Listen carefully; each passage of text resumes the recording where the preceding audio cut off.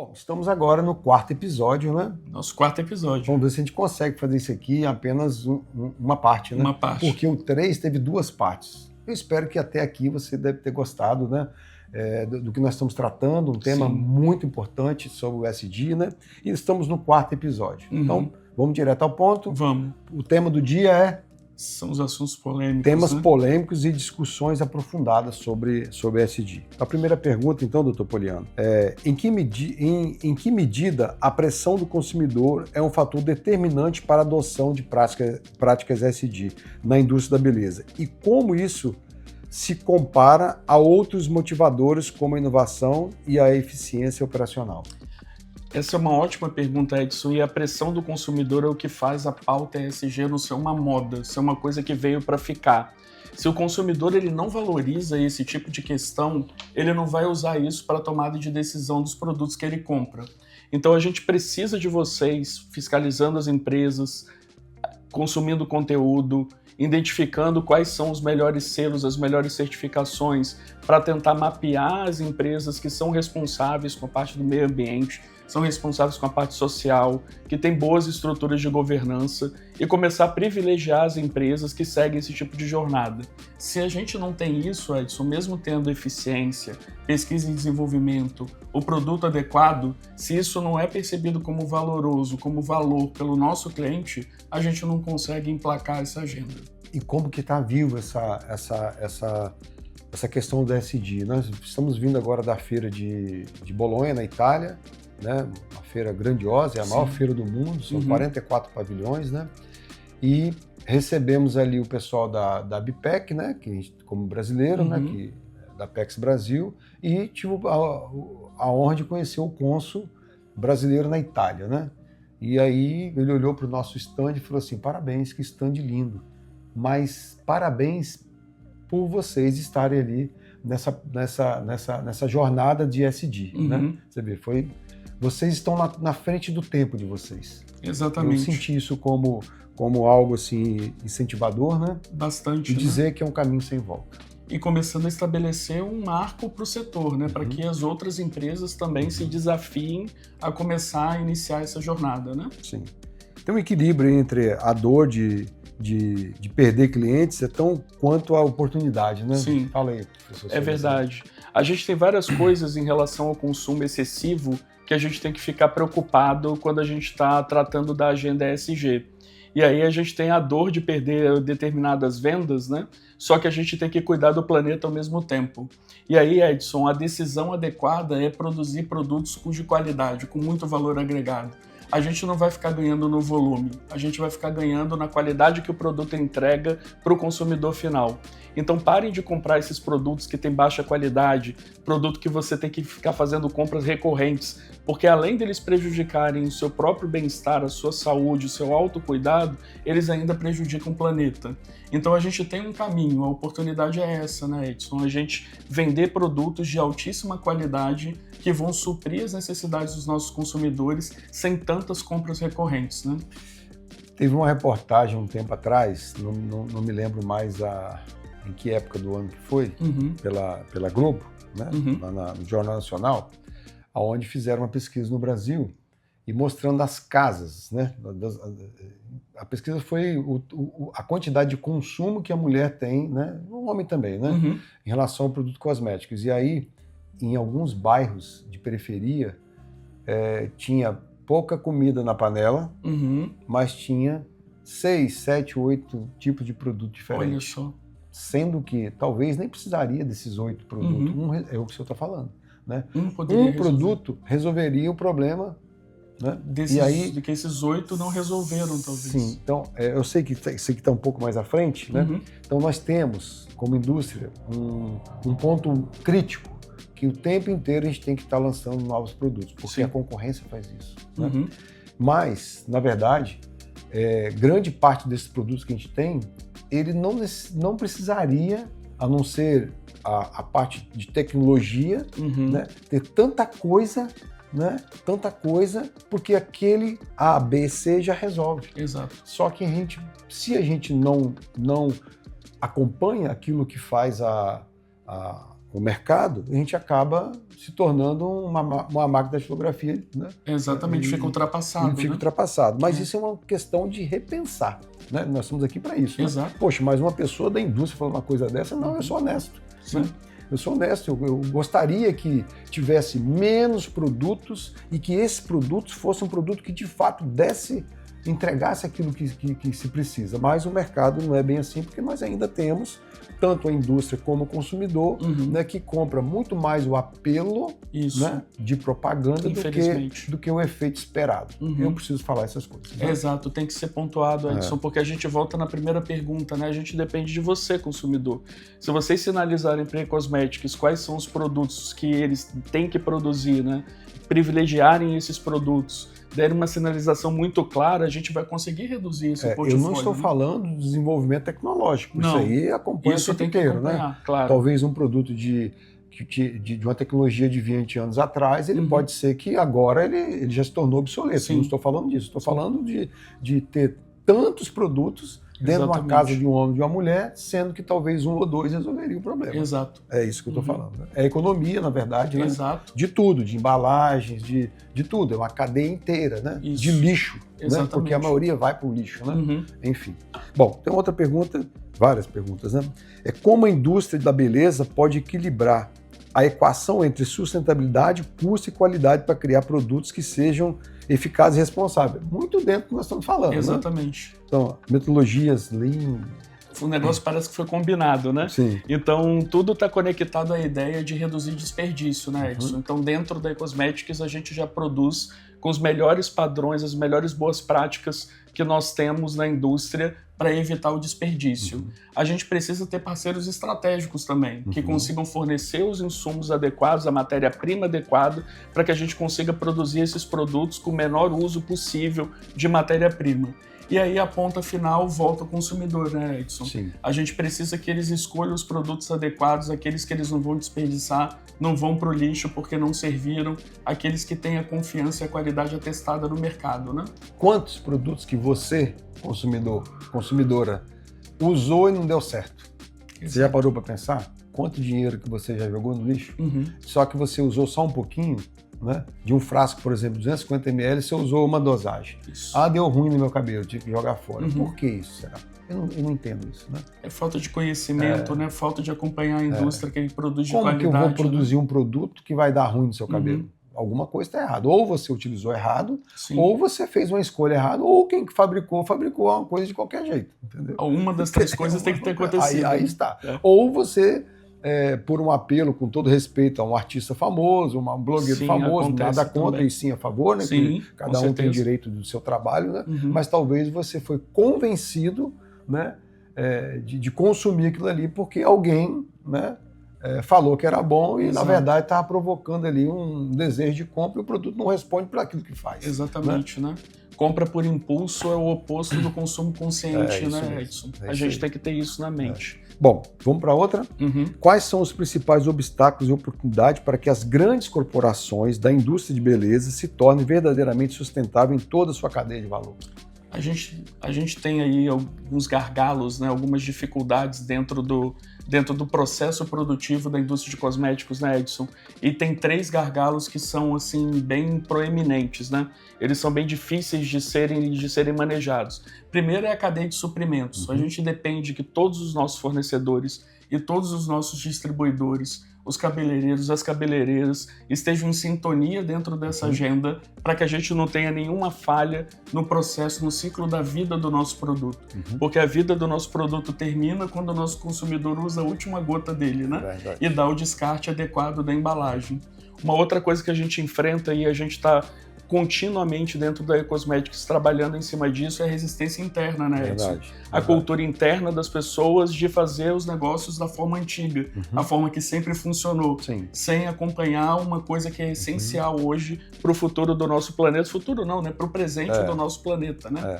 E, obviamente, a dependência dos insumos químicos e lidar com embalagens mais complexas que têm dificuldade de serem recicladas, né? Nós temos um fornecedor na China, um dos melhores que eu conheço na área de cosméticos. Tivemos uma reunião agora lá na feira de Bolonha, né? Recebia uma mulher, né? uma família de 120 anos Nossa, que produzem cosméticos. Fechei uma parceria lá com essa empresa e tudo voltado para SG. Olha, que Cada sensacional. item ele está dentro da normativa. Né? Então nós teremos aí produtos, né, embalagens, né, totalmente já era da Ecosmética, já pratica isso aí, né? Mas coisas bonitas, de alto luxo e sustentável. Isso é sensacional, né? E comprei um custo mais baixo porque China tem algumas facilidades. Tem algumas facilidades, sim. Bom, vamos para outra pergunta. Quais são as condições inerentes à busca por sustentabilidade na indústria de beleza e como as marcas podem navegar por essas diferentes formas de transporte, de transparência e transparência responsável, né? Essa também é uma ótima pergunta, né, Edson? Porque a responsabilidade e a transparência são fundamentais para que os consumidores consigam escolher os seus produtos, né? Então, existem vários dilemas que são enfrentados pela indústria de beleza, né? Então, a gente tem um dilema, por exemplo, do que a gente já comentou, né, entre crescer muito a empresa e fomentar, né, estimular, apoiar o consumo consciente, né? A gente tem dificuldade por operar no planeta inteiro quase e a gente sabe que o transporte, a logística é complexa e a gente tem que buscar perseguir, como estamos perseguindo, tentar zerar a nossa pegada de carbono e tentar achar uma outra forma de compensar isso, né? Então a transparência ela é fundamental porque ela consegue comunicar para vocês, né, consumidoras dos nossos produtos, que a gente está numa jornada ESG de fato firme e concreta. Então a gente convida vocês a verificar o que as outras empresas concorrentes elas estão fazendo e até estabelecer esse diálogo com a gente. Deixa aí nos comentários algumas sugestões, algumas dúvidas para que a gente possa começar a ter essa troca e ter essa conversa. A gente é ávido por transparência, a gente agora precisa do engajamento de vocês para sermos mais transparentes, né?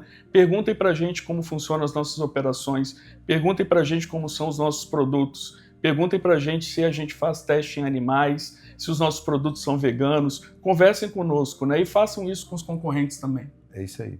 Eu acho que não dá para você ter um critério de compras analisando o A e o B só pelo preço, né? Não e sim pelo que ele faz de entrega, além do resultado do produto no cabelo, ou que seja, né? Mas saber o que essa empresa, como que ela faz, como que ela produz, é isso que você está falando, né? É exatamente o que ela isso, carrega junto com isso, né? Exato. E qual aí o impacto dela, né? O greenwashing, né? Isso, a gente tem o problema do greenwashing, né? É um fenômeno real na indústria da beleza? Se sim, quais são as causas e consequências que como isso pode ser combativo? Explica mais sobre esse. Acho que nós já falamos disso. A gente falou sobre isso, né? A gente falou dos dois, né? Do greenwashing e do greenhushing, né? Então a gente tem esses dois problemas, né? Isso são problemas em todas as indústrias, em todos os mercados, né?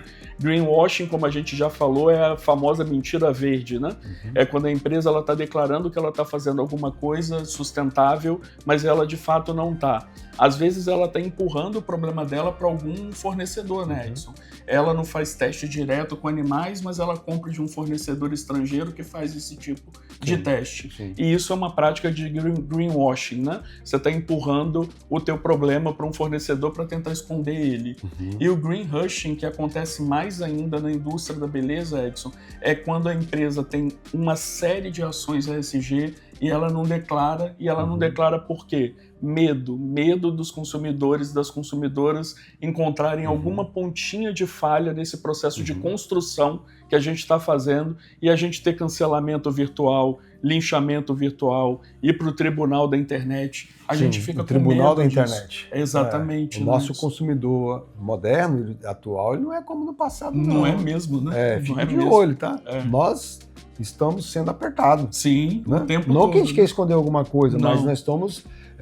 a indústria ela não pode ser mais uma caixa fechada. Não, ela tem que abrir. Exato. E aí chegou a hora da verdade. Exatamente. Né? Ela tem que abrir. Exatamente. Então, você, compradora, né, exige que desse seu fornecedor, o que ele tem além do produto que faz bem para o seu cabelo? Exatamente. Tem que divulgar, né? Essas boas práticas têm que ser fomentadas, têm que ser estimuladas no mercado. Né? Exige.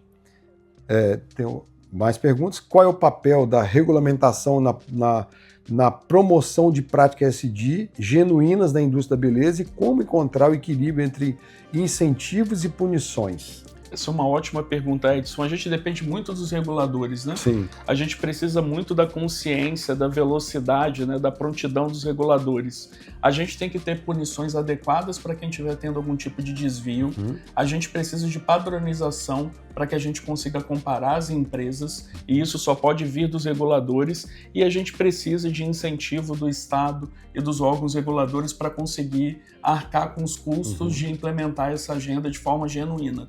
Então a dependência é enorme, né, do poder público, dos nossos reguladores principalmente. Vocês, reguladores, podem estabelecer qual é o padrão da indústria, e vocês podem estabelecer qual é a velocidade e o dinamismo da indústria também. Então a gente precisa muito da consciência dos nossos reguladores, Edson. Só existe a droga, né, porque há o consumidor. Isso. Não estou aqui condenando quem usa, Sim, né? sim. Mas nós só teremos indústrias andando cumprindo sua obrigação no momento que você, consumidor, exige. Exatamente. Isso é igual a droga, né? É a mesma coisa, de repente, né? Estou fazendo um paralelo só para a gente poder entender. Compra pelo desejo e não tem nenhum pensamento da consequência, né? Isso aí. Bom, como combater a proliferação de rótulos verdes enganosos na indústria da beleza e empoderar o consumidor para escolhas corretas, né? Isso é um outro ponto que é muito relevante, está muito conectado com o greenwashing, né, Edson? Muita gente declara que o produto é conforme a ESG, o produto é verde, o produto não tem crueldade com o animal, isso tudo vai no rótulo e essas empresas elas não têm nenhuma comprovação do que elas estão fazendo. Sim. Então o que vocês precisam fazer? Visitem o site dessas empresas e vejam quais são os órgãos ou as certificadoras que estão atestando que essas empresas de fato fazem o que elas estão declarando que estão fazendo. E nisso a gente depende de novo dos nossos reguladores, né, que fiscalizem melhor esses rótulos e exijam que tenha algum tipo de certificação para declarar coisas como essas. Né? Você não pode colocar no rótulo, que seja na propaganda, exemplo, você vai usar lá um exemplo, né? Como o EcoCert, né? Você não pode colocar porque você vai ser punido. Sim, exatamente. Né? Você não pode colocar o Cosmos, né? Se você vai ser punido. Sim. Então, cada empresa, ela precisa, sim, mostrar quais são os selos que ela tem. Exatamente. Nós estamos caminhando, né? Porque declarou e vamos cumprir a meta uma a uma. Né? Exatamente. Se é vegano, nós temos o selo de vegano. Só que não é vegano em tudo, é um determinado produto. Porque às vezes você fala assim, a minha empresa ela é vegana. Sim, mas o que é vegano? Vegano é uma forma de viver. Né? Não significa que é produto natural. Exato. Né? Beleza, então, mas se eu quero identificar que determinado produto ele é vegano, eu preciso ter um selo para isso. Nós temos. Exatamente, nós temos esse selo. Né? Então, o selo halal, né? Que é para os Emirados lá, os países. Eu não posso usar no mesmo reator que eu usei aqui uma proteína animal. Não posso. É pecado para eles, né? Não pode. Então, são esses selos, conforme o senhor está falando, que mostra o que a empresa, de fato, realmente ela faz, né? Tá para sair até esse final desse ano, nossa ISO, né? Nossa, estamos esperando. A ISO 9001, ansiosos, depois tem a 14000, né? Exatamente. 14001, e essa declaração que a gente fez de ESG, nós vamos cumprir meta ponto a ponto, né? Tudo. Para entregar para você, né, o melhor e de forma verdadeira. A gente vai mostrar que é possível, né? Sim, A gente vai mostrar que é possível para toda a indústria. A gente vai cumprir quase que a agenda inteira, se não cumprir a agenda inteira. A gente não vai é mostrar barato. Que é possível. Não Nem é um barato. pouco. Muito caro. Sim. Né? O custo é muito alto para você ter isso tudo isso aí. Mas temos que fazer a nossa parte. Sim, exatamente. Até que ponto a obsessão pela juventude, pelos padrões de beleza inatingíveis, impulsiona o consumo irresponsável e prejudica os avanços de ESG na indústria da beleza? O tema principal aqui é assuntos polêmicos, né? Então ninguém está aqui para poder rotular ninguém, né? Não. Mas Mas a gente tem um mau uso de marketing nesse tipo de indústria, né, Edson? Demais. A gente tem produtos aí, empresas que prometem uma juventude eterna e a gente sabe que juventude eterna, ela não existe, né? Verdade. O que a gente gostaria que acontecesse, que é o que a E-Cosmetics faz, é que a gente tivesse produtos que respeitassem a diversidade das pessoas. Não é sobre beleza apenas, é sobre cuidado, é sobre bem-estar, é sobre a saúde das pessoas. Então tem que ter muito mais responsabilidade as empresas que fazem esse tipo de anúncio milagroso de coisas que a gente sabe que não vão ter efeito, né? E geram mais resíduos, às vezes podem gerar prejuízo ao bem-estar, ao autocuidado da pessoa. Beleza tem que ser levado a sério e tem que ter bastante responsabilidade para atuar nesse ramo, Edson, porque a gente trabalha com a parte do bem-estar do ser humano, né? Sim. E isso é muito caro e muito precioso para o ser humano. A gente não pode ter mais esse tipo de prática na indústria. Hoje eu fiz uma escrita para que a gente possa explicar o motivo do nosso curso de terapia capilar. E aí eu fiz dentro de um contexto, eu escrevi que para você ser um terapeuta capilar hoje, você que é cabeleireiro, ou é um terapeuta, né, que se intitulou como terapeuta, você precisa ter algumas disciplinas básicas que você tem que saber. Né? Exemplo, não entra na minha cabeça como um cabeleireiro ou um barbeiro que cuida de cabelo não tem um conhecimento aprofundado sobre o fio de cabelo. Você concorda com o que eu tô falando? Concordo plenamente. Você é contador. Sim. Né? Não sou contador, mas trabalho com contabilidade e finanças. Você sabe matemática ou não? Tem que saber, né? Obrigatório. É a mesma coisa, entendeu? É um pedreiro, por exemplo, tá lá e ele não sabe... a cor do cimento. A cor do cimento, ele não sabe nada. Então, como que eu sou um cabeleireiro, né? E eu não conheço fio de cabelo? E qual é o entendimento do fio de cabelo que é? Eu tenho que entender de tricologia, mas não para por aí. Eu preciso saber de cosmetologia? Eu tenho que ter as noções básicas sobre cosmetologia. O que é cosmetologia? É o cosméticos, né? É uma ciência que estuda o cosmético para esse cabelo. Sim. Então, eu juntei as duas pontas. Eu tenho que saber de tricologia e eu tenho que saber de cosmetologia, porque no mínimo eu tenho que saber naquele rótulo que está escrito ali, aqueles ingredientes, para que serve. Sim. Então, como que eu vou prescrever um produto cosmético para você se eu não sei o que... Só porque eu ouvi o cheiro? O cheiro é bom? Condição, né? O cheiro é bom, a textura é boa, o creme tá bom, né? Sim, então eu tenho que analisar, eu tenho que conhecer esse fio de cabelo, como ele desenvolve, né? Como ele nasce, desenvolve, ele vai cair, todo dia cai, né? Como que é esse ciclo aí? Eu preciso entender isso. O que tem dentro do fio de cabelo, né? Sim. E quais são os cosméticos para eu resolver cabelos que estão quebradiços, cabelos que estão extremamente... um couro cabeludo que estão muito oleoso, que tem caspa, que tem uma dermatite. Como é que eu não sei umas coisas dessas? Né? Então, o curso de terapia capilar, hoje, ele é obrigatório.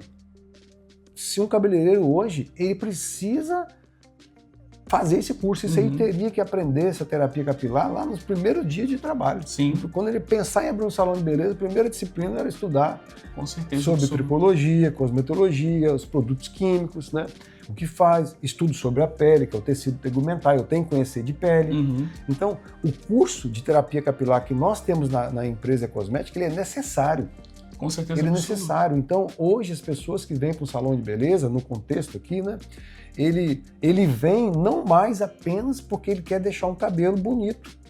Ele precisa ser cuidado como rei e rainha.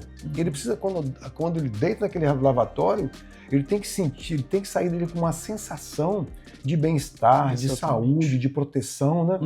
Esse é o salão do futuro. Sim. Esse é o que está acontecendo, né? Então, na medida que a gente vai fazendo com que os cabeleireiros, os profissionais da área, eles estão mais preparados, isso prolifera para o cliente final, que não tem obrigação de saber essas coisas. Né? Sim, com certeza. Você sentou na cadeira do cabeleireiro, quem tem que fazer é ele. Eu não sei nada disso. Quem tem que saber é ele. Ainda bem que o Edson entende, aí mas ele me ajuda, né? Tem que saber ele. Agora, fica uma interrogação. Você, consumidor, precisa ir no salão que a pessoa estude. Você tem que exigir isso dele. Com certeza absoluta. E você, que é cabeleireiro que está estudando, parabéns para você. Isso não estudou é para começar para ontem. Desculpa falar desse jeito, mas é uma verdade. Claro. É só assim que a gente consegue mudar, né? A concepção de uma beleza somente por ter uma franja para lá e para cá. Isso. Né? Eu acho que a gente fechar esse assunto aqui, né? Cancelamentos de marcas por práticas anti-ESG, Justiça do consumidor ou tribunal na internet, você já falou um pedacinho Exato. aqui. Quais são os limites e as responsabilidades do ativismo digital? Olha que pegada isso aí. Essa daí é casca de banana que o Edson jogou aqui para escorregar, né? É um tema bem polêmico, né? Dizer como que as pessoas têm que se comportar na internet e nas redes sociais, né? O que eu costumo dizer para as pessoas é que, na minha época, um pouco antes de rede social, existia uma coisa que era o pedido de desculpa. Então, uma empresa que errava, uma pessoa que errava, ela podia falar, me desculpa, eu errei, e agora eu vou corrigir e quero corrigir. Então, eu acho que o limite é esse bom senso, né, Edson? A fiscalização na internet, ela tem que ser incessante, ela tem que ser implacável. A gente tem que identificar as empresas que estão operando de forma errada. Mas as empresas que querem uma chance para corrigir esses erros, elas devem ter essa chance. A gente não pode ter um simples tribunal de internet. A gente tem que ter, de fato, justiça do consumidor, né? E o poder do consumidor nunca foi tão amplo, tão forte como está agora por culpa das redes sociais e da internet. Muito bem, nós finalizamos esse bloco. Você não para. E se você gostou, por favor, né? Compartilha com o seu colega. O que nós estamos fazendo aqui ao longo desse episódio não é nada mais nada menos que de entregar para você o que está acontecendo a nível global, né? Exatamente. Tornando você ainda mais consciente para que a gente possa saber de fato das coisas, né? Exato. E aí o próximo episódio, que é o 5º, que eu convido você para ver, né? Se você não assistiu, está assistindo hoje, mas não assistiu os outros, vai ficar meio perdido. Você tem que assistir o 1, o 2, o 3. O 3 foi dividido em 2 partes, precisa entender todo. E esse que nós fizemos agora é o 4. E vamos para o 5º no próximo vídeo, né? Que ele é o brand. Isso. Do talk show e engajamento do público. A gente vai falar de mais uma pauta um pouco polêmica, né? Então a gente vai fazer uma distinção boa desses tópicos aí, desses temas, e vamos ter outra conversa bacana. E a gente depende que o pessoal continue curtindo, comentando, hypando o vídeo, compartilhando, para mostrar que essa agenda ela tem relevância. E para sinalizar, para a gente produzir conteúdo desse tipo, né, Edson? Muito bem. Muito obrigado, doutor Puliano, mais uma vez. Imagina, o prazer é todo meu. Espero que vocês tenham gostado.